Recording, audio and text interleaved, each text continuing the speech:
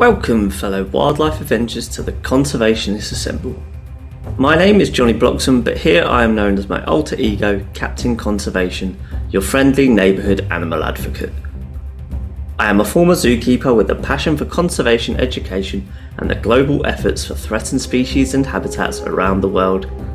And I am inviting you to join me as we take the fight to our planet's biggest villain and my arch-nemesis, extinction. Whether you're new to animal advocacy or a veteran in wildlife preservation, this is the podcast for you. Each week, I'll be teaming up with Earth's mightiest wildlife heroes to unify the greatest collaboration of conservationists ever known, where we will be discussing our planet's epic species and what is being done to save them. This is the Conservationists Assemble. Will you join the fight? Hello everyone, and thank you for tuning in to another episode of the Conservationists Assemble podcast. How have you all been? What experiences with nature or thoughts have you had about wildlife this week?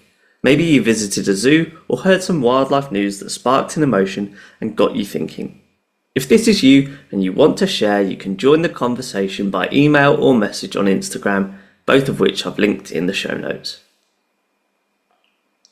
Today's episode is about a species and a biodiversity hotspot that is rooted within the history of our understanding of evolution, taxonomy, and could arguably be considered one of the single biggest events that has shaped our understanding of the natural world. I of course am talking about the Galápagos Islands, destination for the HMS Beagle in 1835, where a young Charles Darwin voyaged, collected specimens and penned his thoughts, bringing them back to the Western world. Specimens that can still be observed in the Natural History Museum today. One particular specimen is the octopus that Darwin himself had sitting on his desk whilst perhaps noting his thoughts that would ultimately become the globally renowned works that is On the Origin of Species. On the topic of the Natural History Museum, if this kind of thing is interesting to you, I highly recommend their Spirit Tour, where you get to go behind the scenes and see the specimens that aren't on display and still not even touch the surface of the amount of specimens housed there.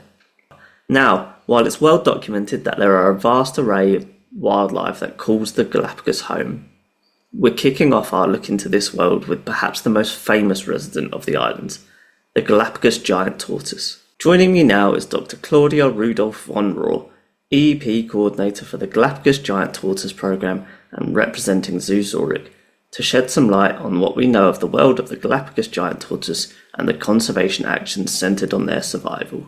Claudia, welcome to the Conservationists Assemble. Thank you for teaming up with me today. How are you? Yeah, hello, Johnny. Very good.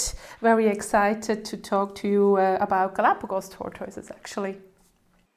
I'm glad to hear you're doing well. Before we get into the thick of it, discussing your work and the collective efforts for the Galápagos giant tortoise, could you please introduce yourself in a bit more detail to our listeners? Yeah, so hello everybody. My name is Claudia Rudolph von Rohr, and actually I'm the zoological director of Zoo Zurich and also the EP coordinator of the Galápagos giant tortoises. I started in 2018, and what's the fun fact? Actually, I'm a primatologist by training, so I'm a mammal person, and I had to learn a lot about reptiles and tortoises, specifically, and I learned a lot, and I'm just a learner, and I'm happy when I can learn. So that was fantastic, although I'm a primate person. So I have worked at Zurich for 10 years now, actually. Yeah. So I'm in my 11th year this year. Yeah. Fantastic, and we'll definitely take a deeper look into how a primatologist got into the role of an EEP coordinator for a reptile species a bit later on, and just generally looking into your journey throughout your career. But to start off our conversation about the Galápagos giant tortoise, could you just please tell us what they're about? What do we know about them?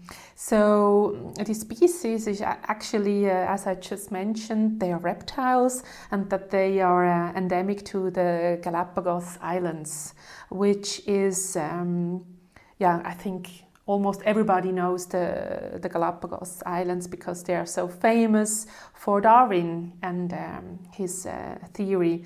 So the Galápagos Islands are per se a remarkable example of speciation, and were actually the primary inspiration of Darwin's theory of the origin of species. Yeah, and I think when you think about the Galapagos, you automatically go to Darwin and the giant tortoise, and those two things alone, they have so much to provide, or so much to be credited for, in terms of the archipelago, and like say our understanding of taxonomy as a result of the origin of species. And yeah, there's so much to unpack about this species. Obviously, they're the largest species of tortoise on the planet. They are able to live for over 100 years, when you talk about Jonathan the tortoise, or being the last wild one, or Lonesome George. But the things that we don't perhaps know is that actually the Galapagos itself, the islands, the word Galapagos is derived from Galápago, an old Spanish word for tortoise, and so almost the two are intertwined. But from a conservation standpoint, certainly within ex situ organisations, how do we effectively go about conserving the giant tortoise? Or the Galapagos giant tortoise, sorry, because there are, if I'm correct, multiple different subspecies, and so do we know what subspecies or what species are housed within zoos, and how are we properly, or how are we effectively managing those populations for productive conservation output? Yes, actually there is, so the IUCN ranges from vulnerable to critically endangered, and actually there are 3 species already extinct, and there were once 15 species of Galápagos tortoises, and nowadays there are 12 species, as I just said, and the discussion is still whether they are a subspecies or actually a species, so this discussion is still going on. And then looking at my EP program, what we are doing right now is to have a genetical overview about the animals in the program, because what people did years ago, they imported these animals, not knowing that years ago sailors collected these animals and also brought them to different islands. So actually we cannot be quite sure which species or subspecies you're having in the program.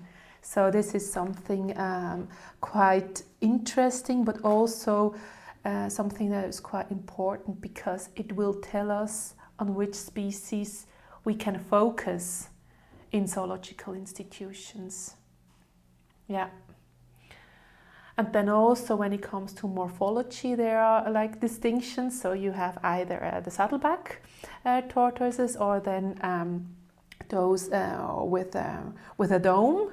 And so basically diet shapes the form of the shell. This is something that's something exciting, actually. Oh, that is interesting. So what is it specifically about the diet that influences the shape of the shell? So put bluntly, they are like generalist mega herbivores, like our cows, for example. However, the diet is, as I just said, correlated to their shell shape. So on the one hand, you find the saddlebacks, and they are living on arid islands. They are mainly browsers and living a sedentary lifestyle and eating like opuntia, which is a cactus. And on the other hand, you have dome-shelled tortoises, which are migratory grazers living in humid highlands. So actually, when you live in an arid landscape, you need to have like a longer neck to reach or to have access to the various plants that they are eating. And so the saddlebags have like an adapted shell that actually they can stretch their neck to have access to the plants. And the dome-shaped animals, as we just heard, they are grazers, and so they have a shell like a dome, so they do not need so much, how can I say, mobility in their neck. So because they're actually facing downwards and just eating grass. Yeah, that's really interesting, and I suppose important to mention that even though they're a group of islands, that there is that ecological diversity amongst them, and so you are seeing appropriate responses morphologically or behaviourally in some cases to those differences between subspecies or species. And you mentioned earlier that between species that they're classified from vulnerable to endangered on the IUCN Red List. So what specifically is the reason why they are classified as such? So the main threats were and still are extensive overexploitation actually for food by sailors, and back then, and settlers introduced various species, including like livestock, dogs, cats, and actually rats. And furthermore, a wide range of those predators and ecological competitors, as well as these introduced invasive vegetation, is changing the nutrients or the diet for these Galápagos tortoises, or even the availability of food, because livestock, goats, they are just grazing like the Galápagos tortoises, right? So they are just eating all the grass, and but also introduced vegetation, which is changing the native vegetation on these islands. So but then you mentioned that their home is the Galápagos Islands, which is until today kind of very active volcanic region. So this is always something that can have a really bad outcome when a volcano erupts. To change track now and focus on the long living nature of this species, and certainly more so under human care, is there any benefit or how do we care for such a species that lives this long under human care? The good thing is that you get long-term experience, all right? Because you have to just be responsible for these individuals for such a long time, and you need to transfer all the knowledge, for instance, for a specific individual. And when it comes to knowledge from the wild, actually we do not know what baby or juvenile animals are doing in the wild, because they have a high predation risk. So they hide under the vegetation, and actually we do not know what they are doing until they become large and not kind of have the risk anymore to get eaten, right? So and this is the interesting thing when it comes to zoological institutions, that we can do research about how they grow up, how fast they grow, how diet impacts their growth,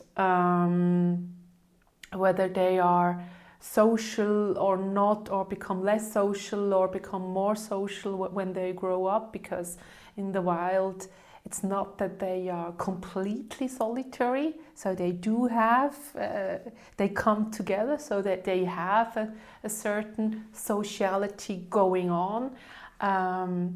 Yeah, and for me as an EP coordinator, it's nice because you have a lot of time making decisions, and I mean, they only reproduce with 25 years old. It's when they start reproducing, so you need to take care for an individual for a long time until you know whether reproduction will work or not, and also whether a male or a female get along. And this is something really interesting we had here at Zoo Zurich, that we have a pair that is producing still very well, but somehow they have a mutual attraction. And so this is something I learned. I learned is also present in reptiles, that maybe you need to like each other, that things will eventually work out. Yeah, just a fun fact. So in the effort of trying to determine which species are present in zoological institutions, how does that information that we have, or conversely the lack of information perhaps, influence your decisions when you're making your recommendations or preparing to transfer individuals between establishments? At the moment, I'm a little bit reluctant to, I do transfer animals, and I want to get them in breeding situations, because I don't know whether you know that Zoo Zurich was one of the first successful institution breeding that species. So we need to make sure that more zoological institutions get the knowledge how to breed this species. So that's why I'm trying to get as much individuals in a breeding situation, although I do not know exactly what the species is. And even at Zurich we are producing hybrids. But this actually is not necessarily the idea. But we know that we are producing hybrids, and we at Zoo Zurich do not breed any longer. But what is still interesting for me, and coming back to age, is that just checking whether the eggs are still fertile from a female that is 85 years old, and just to observe when her fertility starts to declining, or when she stops laying eggs, right? So yes, I do want breeding situations, but I do not necessarily want to have hybrid offspring until we haven't exactly decided on which species we want to focus. And maybe also then, maybe that's the best we have. If we cannot import from the wild or from the States, and then we just need to be honest and accept, okay, we have hybrids, but nevertheless they have an educational value for our visitors. And the subspecies discussion is still going on, and there are maybe also hybrids in the wild. So which is, maybe this is then an ethical discussion, whether it's okay, should we really manage on a subspecies level, or can we save at least hybrids? Or what are we doing in zoos, and how can we have, at least if it's not a conservation impacts in terms of reintroducing animals, we still have a large impact when it comes to conservation education or research when it comes to diet or fertility and age, etc. Yeah, thank you for talking about that. Actually, I think it's crucial to keep advertising or advocating for the depth and the complexity of the role of a modern zoo, and certainly how they can put positives or make what aren't ideal situations into a positive, such as okay, yeah, maybe we've bred hybrids in the past as a result of a lack of information, but moving forward, we're changing that and we're utilising the individuals that we have to, for example, determine at what point the fertility of a giant tortoise within human care starts to deteriorate. And having mentioned that, these hybrids are also occurring in the wild, what collaboration do in situ and or what collaboration occurs between ex situ and in situ communities for the Galápagos giant tortoise conservation efforts? So as a EP coordinator, it's not like a dictatorship where I just can decide and I'm the only one that decides, but every EP has a species committee of several experts sitting in different zoos, in different regions, not necessarily regions, but different countries, let's put it that way. And we are having these discussions together and then decide together what makes sense for the future management of the species. So this is called like a long-term management plan, where you just know how many animals you have, what is the genetical background, who is related with whom, and which roles can the EP have within EASA. Does it have a direct conservation role, which would be like an insurance population with the possibility of reintroducing animals, which in my case now, Galápagos, they are doing a lot in the wild, and they are breeding centers on the islands, and they are reintroducing the animals. That's of course the best you can have. So maybe our animals are not necessary for reintroducing, but not everybody can travel to the Galápagos islands, and that is then the cool thing, to have those animals in zoological institutions. And this then would be an indirect role, conservation education, and just see how, visitors are just amazed how large these reptiles get, and to fascinate the public. So actually this is all defined in these long-term management plans, what we actually can and should achieve. And this is decided among the species committee and myself. So the collaboration now with it's the Darwin Center, breeding center. So we are in contact with each other when it comes to knowledge, etc. But I think we still, and you never have enough information exchange or collaboration that is going on. So I think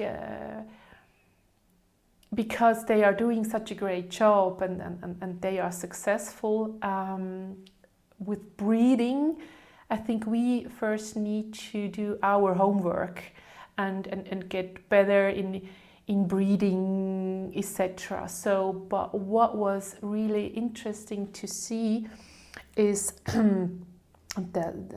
this research have been now like 15 years ago or so, that we found out that the Galápagos tortoises under human care are growing too fast, like 4 times faster than their wild counterparts. And this is information that we can only get from a breeding center, like from the wild, because otherwise what would be our reference, right? And as I just said, the wild juveniles, you don't find them, so only the breeding center can actually give you that input, because they have the natural vegetation and to feed their animals. And then you see, we are feeding too much to our animals, which can lead to I don't know whether you know when they get those pyramids on the shell, which is actually a sign that they are growing too fast and that you need to adjust their diets. And this is something I really are working hard on it, that people do get the diet right of their animals. But I think nutrition is a topic that is a never-ending story. You always can optimize the nutrition. The more you know, the more you need to adjust. Yeah, I think that's kind of a nice point to round up our conversation, alluding to the Galapagos giant tortoise, about how, we've now discovered that the ones under human care are growing 4 times faster than their wild counterparts, and that might have implications in terms of the end goal, but also at the same time it provides that scope for the direction of zoological institutions' roles within the conservation of this species. So now, to switch track, we're going to look at how a primatologist by training got involved in the EP program for a reptile, and we're going to look at how your journey to your career has led to where you are now. So, Claudia, could you please walk us through how you got to where you are in your career currently? So I started, or by training I'm a primatologist, and I entered the zoo world actually with my dissertation, which I was allowed to do in 2 different Swiss zoos. And actually was there that I noticed that working together as a team with or around animals is something that really makes me happy, basically. So it's all about teamwork, working together with people, but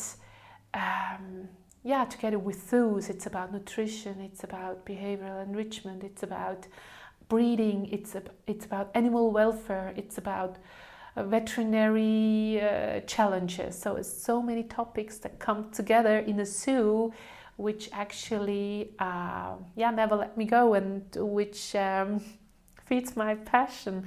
So I decided that my career is a zoo career.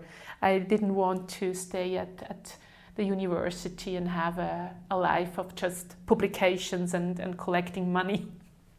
So I decided that I want to become a curator, and so there was a curator assistant's position open, and I applied and got the job. And so I got from a junior curator to a curator up to the zoological director.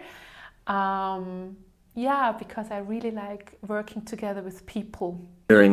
In terms of procuring a role as an EEP coordinator with the Galapagos giant tortoise, how did that opportunity present itself? Mm-hmm. So actually I was allowed to take over different sections at Zoo Zurich, and of course there was the EEP included, and I was at first not really sure whether I'm the right person. I'm a mammal person, now being responsible for reptiles, and there are better experts than I am. And all of a sudden I noticed that I don't need to be the best or to have the most knowledge about this species, but I actually need to coordinate and be able to talk to the experts and bring all that knowledge together, and then push decisions forward. So for a long time I felt bad because everybody knew better about that species, but maybe not everybody likes to discuss or coordinate maybe as much as I do. And I think that also is reflected by my career. So it's more about people management than actually about the animals per se, of course, I'm fascinated by these animals. I mean, when you for the first time are allowed to touch such an animal, it's just fantastic, right? And then you have an individual that is 85 years old. That is just, yeah, it's just you feel a lot of respect for the journey that this individual had, and this is basically my fascination, why I'm still on board. Now, going back to when your career first started, were there any particular elements that surprised you, or perhaps any parts of your role that you didn't foresee them being a part of your role? I think what surprised me is how motivated and passionate people are about animal husbandry, caring for a different living being. It's all about the passion. That is what surprised me most, and how complex it is to care for an animal, and how complex it is to work for a zoo, and how many topics are under the umbrella of a zoo. It's not just keeping animals, but it's so much more, which I think we need to better convey to the public what actually our daily job is. As you rightly mentioned earlier, it's not one person contributing towards conservation, and that's certainly not the case within zoos also.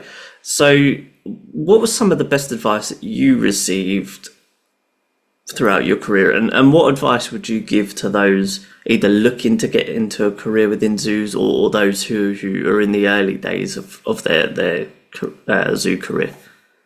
The best advice that I received is to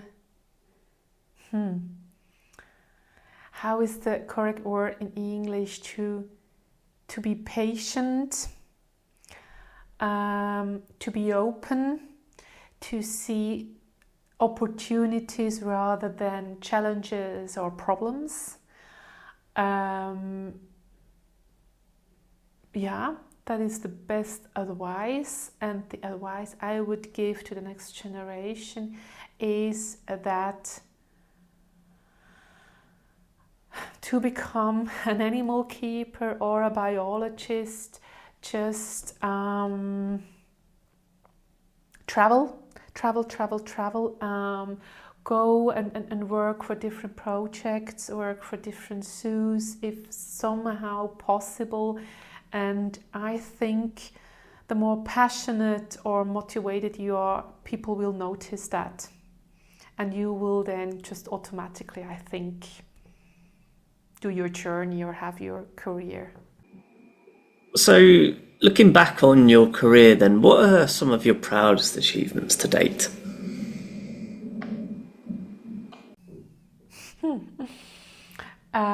I'm proud to be now responsible for 8 curators at Zoo Zurich, and just to be able to work in a zoo that is innovative, that has so much passionate and motivated people, and where also sometimes intense discussions can be held. It's just I like when it becomes intense and when your work has a purpose. Conversely then, what else would you like to achieve in your career? Yes, to actually invest in the next generation coming up, be it animal keepers or be it curators, just to give support, advice, and develop those personalities, because I think we need to invest in that future. and in the people that are still passionate about nature, about biodiversity. So I like seeing people grow, and that's something I would like to achieve, to be retired in my position and to know that the next generation is ready to take over. And on that note, what are some of the ways that maybe those in positions such as yourself as director or curators or just in senior positions, what are some of the ways that they are preparing the younger generation to take the helm as and when the time arises? Because as when we were communicating in terms of you appearing on the podcast to discuss the Galápagos giant tortoise, you mentioned that you was attending the ARSA annual conference. What do you think that networking does for the younger generation? But I mean, I'm 10 years now in that business, so to say. And what I am noticing is that young people are giving talks about topics, about their engagement, about their achievements, which I think are just fantastic. It's not anymore just reporting numbers of UEP, so many births, so many deaths, so many transfers, but really people talking about like case studies basically, or observations or experiences, and that people start to talk with each other. And I think that's quite typical for the next generation. They are so agile and fluid, and they want to share information and not just think, we know better, or it's absolutely not a competitive approach anymore, but it's all about sharing and achieving a goal together.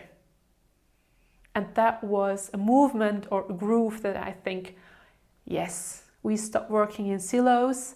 Now we start talking about each other for the better for the animals and the species, because no one can do it alone. Yeah, I think you've hit the nail on the head there, and you know, to that point, there's no limit as to what attending these conferences can achieve. And it, you know, during my time zookeeping, it was certainly one of my favourite things to do, because you attend a conference for 1, 2, 3 days, sometimes longer now, with the amount of knowledge to be shared. And then you know, you've been around like-minded people for a few days. Not that you're not when you're in the workplace anyway, but you return to the workplace feeling refreshed and ready to hit the ground running. So Claudia, I think with that last question, you've given us a nice insight into what you're all about as a working professional in this industry. And we're just going to close the episode out with some fun, light-hearted questions. So my first one for you is are there any dream species that you'd love to see in the wild or to work with? Yes, actually it's polar bears. I would like to travel to Svalbard and see them in the wild. And I think personally that I think we can keep these species, but we haven't found out how to keep those animals in an innovative manner. Yeah, polar bear husbandry is certainly a bone of contention within zoos, but it's with those bone of contentions that standards improve over time, and I definitely think we're starting to see that transition into more natural, open enclosures that you know replicate the polar bear's natural environment as opposed to the artificial glacier looking enclosures of old, and certainly moving away from bear pits in general. And with that, you know, I get why you want to visit the north. I think that it's certainly a common thing that people want to travel to the tropics to see animals, and they've certainly, you know, got lots to offer. Having been to Southeast Asia last year and actually returning to different parts of Southeast Asia later on this year, there's definitely a lot to offer. But I'm right there with you. Definitely the kind of the Great White North is top of my bucket list also. So yeah, I hope you get to Svalbard at some point to see the polar bears and all of the other amazing wildlife that they have to offer. Now, it's well known that this career is quite intensive, and so finding that work-life balance is incredibly important. When you're not working to save wildlife and aid conservation, how do you relax? A stroll in nature, actually. Sometimes I just need some calm and silent spots to recover, as I just said, from the intense exchanges or discussions or work, or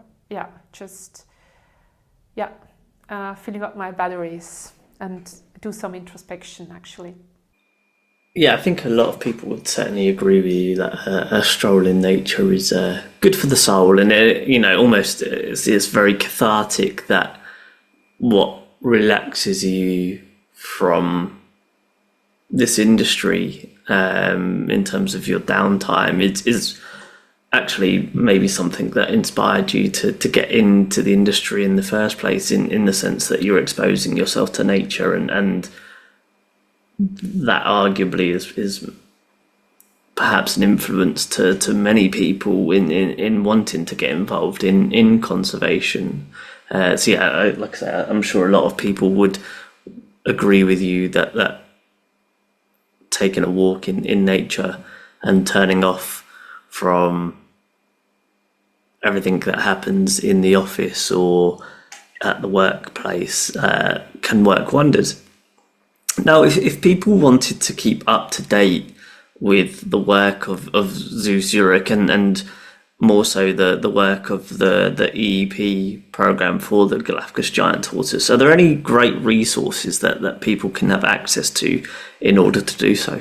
I think when you mentioned what people can do, for instance, and I was thinking about Switzerland, what always triggers me is when it comes to microplastic or drinking with these straws, that I think, okay, Switzerland is not even close to the ocean, but thinking about my daily behavior can have an effect on the ocean, even if it's just a plastic bag.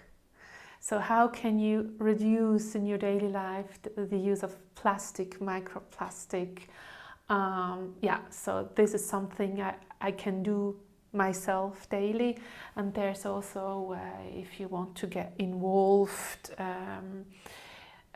we have the Galápagos, or the Friends of Galápagos Islands in Switzerland, where you can become an active member and be on track what is going on in the wild, actually. And also what I always like is not just when it comes to Galápagos tortoises, but when it comes to conservation topics in general, is always go and check out Mungo Bay. I don't know whether you know Mungo Bay, and I think they have just a really excellent stories and articles that you can get informed about the challenges out there. So get informed and reduce microplastic or plastic in general, basically. Yeah, always a great point to include a plea to reduce the use of plastics and prevent microplastics also. And yeah, I'll definitely be providing links to Mungo Bay and Friends of the Galápagos in the show notes, and hopefully people will be inspired to go and check that out. And I'm certainly more informed, and I hope our listeners are too. So Claudia, thank you for teaming up with me on the Conservationists Assemble to discuss the Galápagos giant tortoise and everything surrounding their conservation, and also just to give us an insight into your career.